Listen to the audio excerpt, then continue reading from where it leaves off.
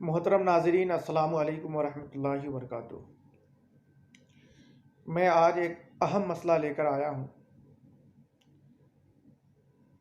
ناظرین، آج رمضان المبارک کا مہینہ جو چل رہا ہے آج کل، تو اس میں کچھ سوال ہیں جو لوگوں کے دلوں میں خوب ابھر رہا ہے۔ بالخصوص میری ماں و بہنیں جو غلط فہمی کا شکار ہو چکی ہے، ان کی میں غلط فہمیوں کو دور کرنا چاہتا ہوں۔ کچھ میرے دوست، کچھ محبین نے مجھ سے یہ پوچھا کہ مولانا صاحب، اب ذرا یہ بتائیں کہ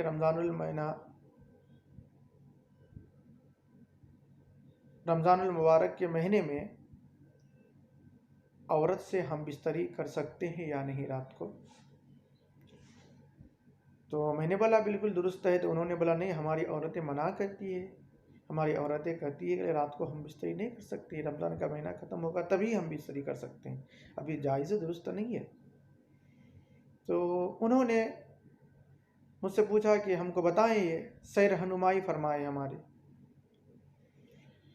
تو حضرات، تو میں نے کچھ عورتوں سے پوچھا اس مسئلے کے بارے میں، تو وہ عورتیں کہنے لگی کہ ہم کو فلاں فلاں عالم بتایا ہے کہ نہیں مل سکتے۔ تو حضرات، میں آج آپ سے یہ کہنا چاہوں گا کہ آپ اگر کوئی مسئلہ پوچھتے ہیں تو اچھے عالم سے پوچھیے، تاکہ آپ کی صحیح رہنمائی ہو سکے۔ آپ لوگ آج کیا ہوتا ہے کہ آپ مسجد میں امام رکھتے ہیں، جو ایک دو جماعت پڑھ لیتے ہیں یا حافظ لوگ کو رکھتے ہیں اور اسی سے مسئلہ پوچھتے ہیں، اور ان کو قرآن و حدیث کی صحیح جانکاری نہیں ہوتی ہے، اور پھر وہ اپنے من گھڑت یا جیسا آتا ہے اٹھ پٹان جواب دے کے چلے جاتے ہیں، اور آپ اسی کی باتوں پر عمل کرتے چلے جاتے ہیں۔ تو حضرات، خاص طور پر یہ ویڈیو ہماری ماں بہنوں کے لیے ہے، کیونکہ ہماری ماں بہنیں غلط فہمی کا شکار ہو چکی ہے کہ رمضان المبارک کا مہینہ جو چل رہا ہے، تو اس میں اپنی عورتوں سے رات کو ہم بستری نہیں کر سکتے ہیں۔ اس لیے ہماری ماں بہنیں اپنے شوہر کو، اپنے مرد کو اپنے قریب آنے نہیں دیتی ہے، اور پھر وہ مرد پھر شکایت کرتے رہتے ہیں اس کے بارے میں۔ تو حضرات، میں اپنی ماں بہنوں سے کہنا چاہوں گا کہ آپ اچھے عالم سے رابطہ رکھیے، اچھے عالم سے جانکاری لے۔ اس سے جانکاری نہ لے آپ کہ آپ کے رشتہ دار ہے یا آپ کے کوئی چاہنے والے ہیں یا کوئی محبوب ہیں جن کو صحیح نالج نہ ہو، صحیح جانکاری نہ ہو۔ آپ اس میں رشتہ داری نہ دیکھیے، اس میں چاہنے والے نہ دیکھیے، بلکہ یہ دیکھیے کہ کون قرآن و حدیث کی صحیح باتیں ہم تک پہنچاتی ہے، کس عالم کا تعلق قرآن و حدیث سے گہرا ہے۔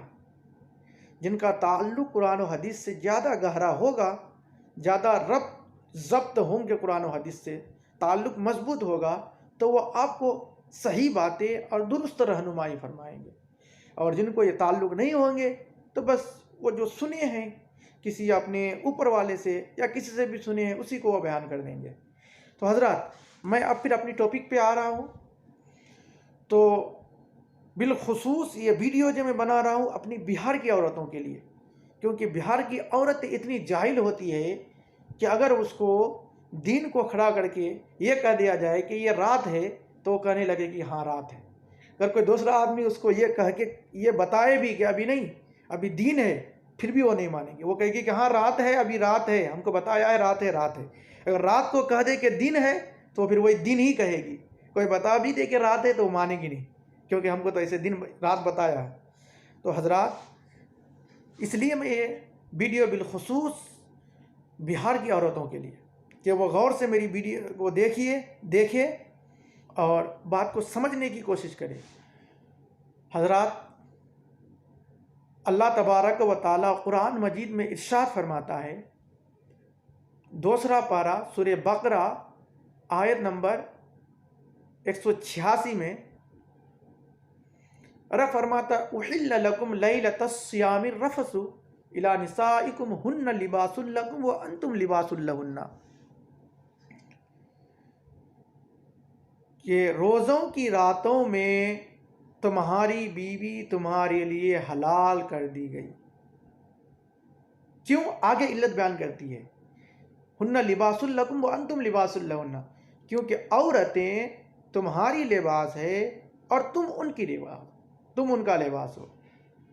تو حضرات قرآن پاک میں خود ہے کہ روزوں کی راتوں میں عورتوں سے ہم بستری کر سکتے ہو. تو اب اگر اس کا کوئی انکار کرے تو قرآن کا انکار ہوگا، اور جو قرآن کا انکار کرے تو پھر کافر ہے، پھر تکفیر کا حکم لگایا جائے گا اس پر.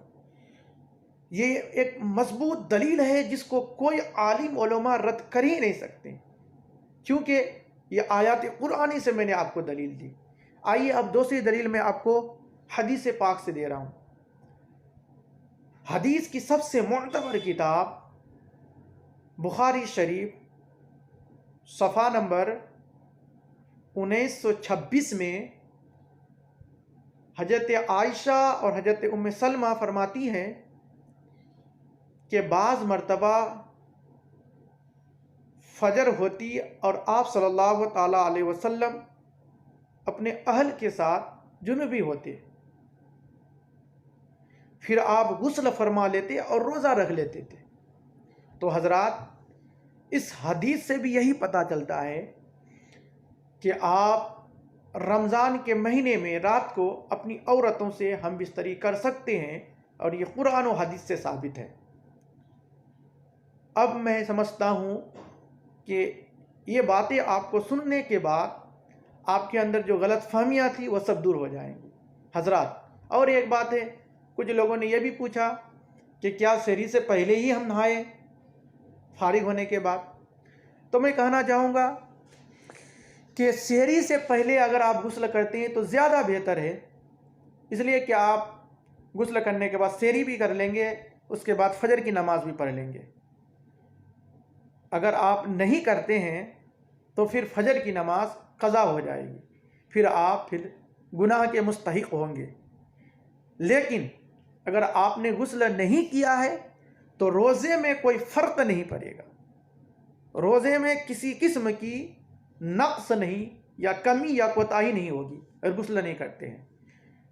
لیکن یہ غسل کرنا اس لیے ہے تاکہ آپ سے فجر کی نماز قضا نہ ہو اور آپ گناہ کے مستحق نہ ہو. یہ باتیں ہو گئی. اب آگے کچھ اور باتیں ہیں جو ہماری